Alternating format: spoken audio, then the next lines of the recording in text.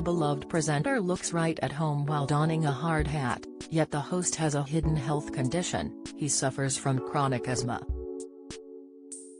In fact, ironically, the 62-year-old is borderline allergic to building sites.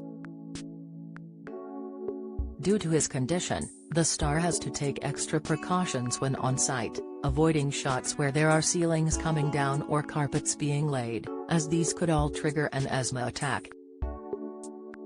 In 2019, the Office for National Statistics recorded that deaths from asthma attacks were the highest they have been in the last decade and have increased by more than 33% over the last 10 years. Although the condition is common, it can prove to be deadly, and even worse, there is no cure. Talking to Asthma UK about when he first started noticing symptoms, Kevin said, "I was on a long coastal walk around the west coast of Scotland with a friend. As we climbed one particularly steep hill, I started to really suffer. I just couldn't breathe, I was wheezing and my chest was tight. My friend has asthma and gave me a puff of his inhaler. That's when I knew that I should go to my GP and have some tests. The simple movement that could burn same calories as 10 marathons in a year." Dr. Mosley. After being diagnosed, Kevin had to quickly adjust and learn what his main triggers were, in order to avoid having another attack. The star continued to say, "Although I often work on building sites, I have to be very careful not to put myself in situations where I'm breathing in the dust. I would be wheezing in no time and would hardly be in any fit state to film. I can usually feel dust if it's around me. If I see any sign of a dust cloud, then I move away from the immediate area. I go around the corner because I just can't take the risk.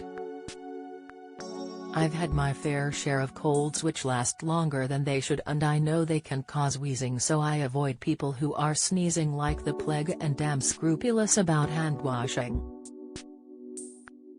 Stroke. The very common vitamin deficiency doubling your risk of having a stroke. Insight B12 deficiency, the sign around the eyes that may be warning that levels are low. Latest high cholesterol, the sign in the legs that can occur at night. Tips: successfully avoiding asthma triggers, however, is only one part of the battle for Kevin. He went on to describe a time where he woke up virtually every night for a couple of months with the sensation that he was drowning. He added, "I woke up virtually every night for a couple of months, panicking, having the sensation of drowning and not being able to take enough air into my lungs.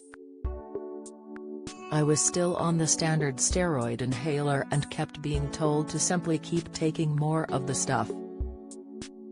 People often don't realize that not getting enough oxygen into your lungs can also make you feel sleepy, dopey, or downright exhausted."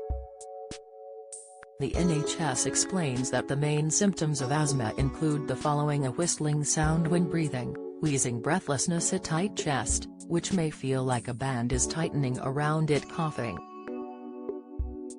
When symptoms get dramatically worse, individuals can have an asthma attack, which in the UK, kills 3 people a day. When an individual comes into contact with a certain trigger, the muscles around the walls of the airways become irritated and begin to tighten. Narrower and thinner airways quickly become inflamed and start to swell. As well as this, sticky mucus or phlegm often builds up, which can cause further narrowing of the airways.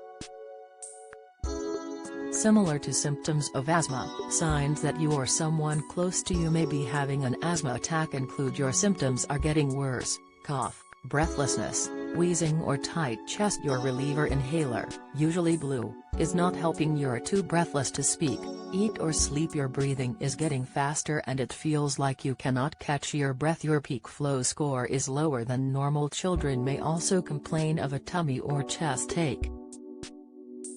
Often the condition is treated with an inhaler, a small device that lets you breathe in medicines.